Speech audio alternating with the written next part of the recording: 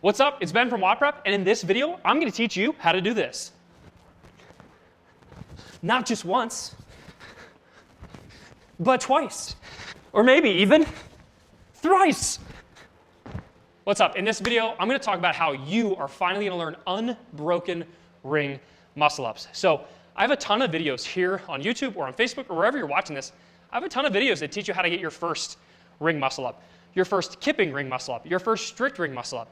If you haven't learned how to do a single muscle-up yet, you need to go watch those videos now. They will help. And if you really want to fast track your first muscle-up, then go join our Muscle Up Madness course, or for bar muscle-ups, our Bar Muscle Up Mastery course. All those links and everything will be in the comments or in the description below. I'm going to show you the little tiny tricks and details that's going to help you finally go from one-ish, maybe two, to multiple smooth, unbroken ring muscle-ups, and that's what this video is all about. We're going to cover 5 really important points to help you get there. They're going to increase in complexity. So, number 1, you need to be able to do your first ring muscle-up. Obviously, like I mentioned earlier, we have videos for that. Make sure you go check them out. We even have a full-blown course that is guaranteed to help you get it. So, you need to learn strict, usually first, and then we need you to learn kipping. Now, once we learn strict and kipping, we have to start unlocking multiples unbroken. Ideally, the best way to do big sets of unbroken muscle-ups eventually is to do a pure kipping ring muscle-up. So a pure kipping ring muscle-up actually loses the false grip. So that's point number 2. Point number 2 is you need to get rid of the false grip. I fully recommend it when you're first learning a muscle-up. False grip is when I'm choking up on the rings and the ring is sitting in the crease of my wrist. I'm going to show you one really quick. So a false grip or strict ring muscle-up looks like this. And then some people do kipping, but they'll kip with the false grip, right? And it's very, very difficult. If you want to unlock bigger unbroken sets, we need you to lose the false grip. Good news is I have an entire video about how to do a proper standard grip on the rings. Really quick, I'll just show you a standard grip. All you're really doing is just grabbing the rings. It's very simple. I'm just grabbing the rings, and then as I do the muscle up, my hands are actually sliding around the rings as it happens. Again, we have an entire video about that. I don't want to get too deep into it. But once you've learned your first muscle up, once you've figured out how to do at least one kipping muscle up without the false grip, now it's time to start stacking more reps and do multiple unbroken.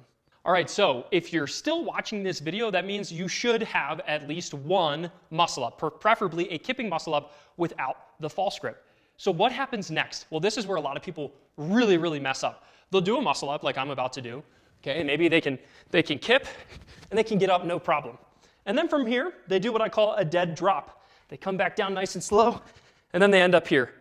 They have no momentum whatsoever, and if they want to do another muscle up, they have to start from scratch with a couple big swings, and then by then, you're absolutely exhausted. So you have to lose the dead drop. So the dead drop, the reason I call it that is you're basically taking all of this energy that you have. You're up on the rings, and then you fall down like a dead fish. You have no momentum. You're not swinging. You're not moving at all. There is zero momentum. And that's really, really common for a lot of people. So again, I'm getting up on the rings, and I'm super excited. I'm glad you got your rep, but you need to continue your momentum into the next rep. And the problem that a lot of people have is they just drop straight down.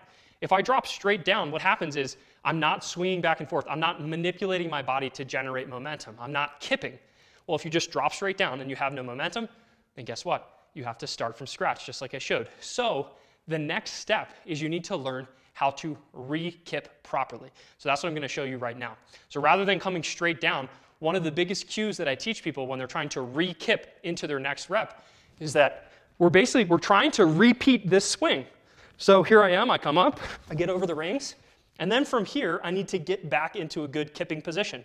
So rather than going straight down, instead what I'm going to do is I'm going to send my feet forward and my shoulders back. So watch, it happens kind of quickly, but I'm sending my feet forward, shoulders back, and then I'm right into another kip. Watch it one more time.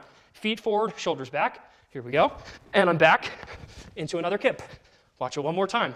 Feet forward, shoulders back. Big kip into the next rep. As you can see, because I'm positioning my body in a way that sets me up for the next rep, I'm able to do one big swing, and boom, I'm back up for the next rep. You know, it's funny. I even teach some of my athletes, and I think personally, it's this way for me.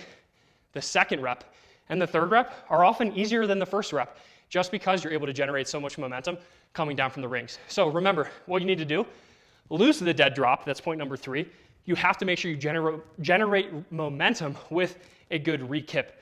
When you learn the proper mechanics of a good re-kip, shoulders back, feet forward, carry that into a kip, that's gonna help you float above the rings for your next rep. So we talked about the re-kip. It's easier said than done though, and what I'm gonna focus on for the next couple minutes is how can you not make mistakes in your re-kip.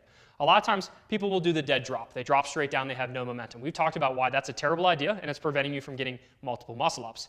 But next, what about when you try too hard to re-kip? Or what if you do it improperly? That's what I'm gonna show you. So for the next couple minutes, we're gonna talk about some common mistakes that people make all the time when it comes to doing multiple unbroken muscle ups. So I'm gonna hop up and I'm just gonna show you a couple different versions. So version number 1 is when I re-dip too slowly. So here I am, get up on the rings. And a lot of people, they'll be here and they're terrified of heights. I mean, I'm scared of heights, but they're afraid of being up here. They don't trust their kip, so they'll come down, they'll do a dip, and then they're like, okay, maybe I'll kip. And they do this like little baby kip, and they have no momentum at all. It's kind of similar to the dead drop, although they're technically following the rules. They're putting their shoulders back, they're putting their feet forward into that hollow body position, but they're just not generating enough momentum. Remember, what I showed you is from that lockout position, all you need to think about is shoulders back, feet forward. Or another common cue that I use in my muscle up course is fade away. I want you to get up to the top and then fade away. Watch me do a couple reps unbroken here, and watch how as soon as I lock out, I'm just dropping back. It's literally like, it's like a trust fall. I trust fall with my hands in the rings. I'm trusting myself. I trust fall back, let my feet come forward, watch the momentum I'm able to generate. So here, trust fall, and trust fall, and trust fall, okay? I can generate a ton of momentum and I can do a lot of those in a row. So don't allow yourself to re-dip and then do a baby kip. That's not what we want. Maybe in the very beginning when you're starting to figure out if you can do multiples unbroken, but to truly be efficient, you need to let yourself trust fall back or fade away. So another thing that I want to talk about, and this is another common fault that people do, is they do too much with their legs. So while they might be doing a great job of trust falling or fading away or shoulders back or whatever cue you want to use, they're actually doing too much with their legs. This is what I call folding. Basically you're folding like a piece of paper. Here's what it looks like. Rather than sending my shoulders back and my feet forward and keeping this hollow body position, so this hollow position, this is what we want, what happens is it turns into this. It turns into the legs get sloppy. So here I am above the ring, so like, oh, shoulders back, okay. And they go like this, okay?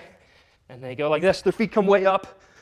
I don't know if you notice, but the time between those reps was really, really long. What happens is if you let your feet come up too high, your feet have to travel all the way down, all the way back behind you, and then swing back forward before you're able to do the next rep. You're not setting yourself up for a quick enough cycle time, and often it's exhausting. So watch again. So here's me. All right, I'm up, and then I fold. All right, and then I fold. Oh, exhausting. Now here are the good ones.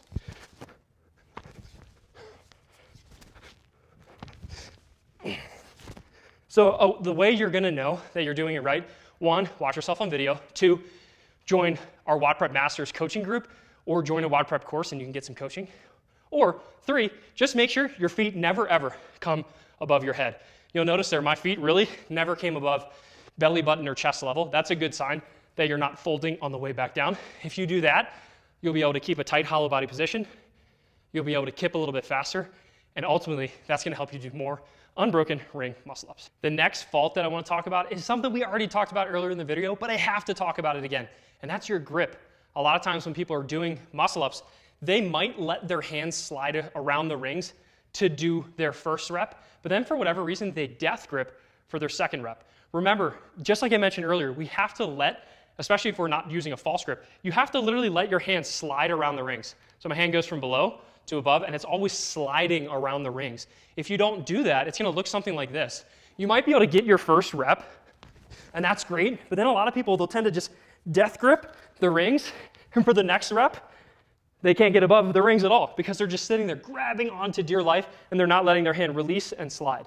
So it's very important that you know how to do that. So again, if you haven't watched my video about muscle up grips that you should know, you gotta go watch that. It's really gonna help clarify what I'm talking about here. And then this is one of the final faults that I see.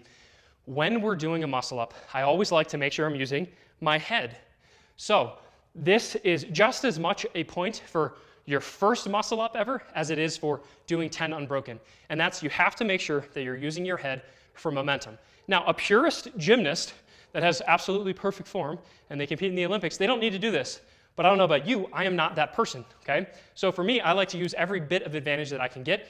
That's why we kip in CrossFit. It allows us to get more work done in a shorter amount of time. Well, I want to make sure that at the point of transition, when I'm about to go above the rings and settle into this dip, I need to make sure that I'm sending my head through the transition.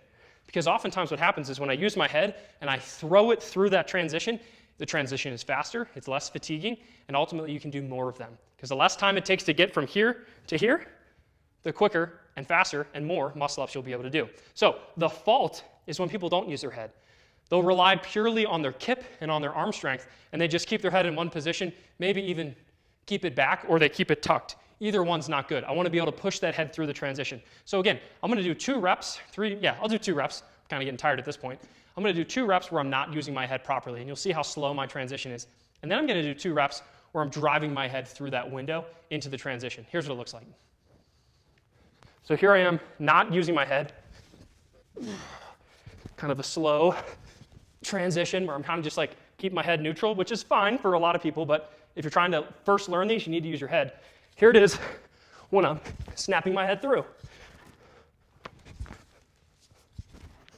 See how fast those transitions were? As I'm getting above the rings, I boom, punch my head.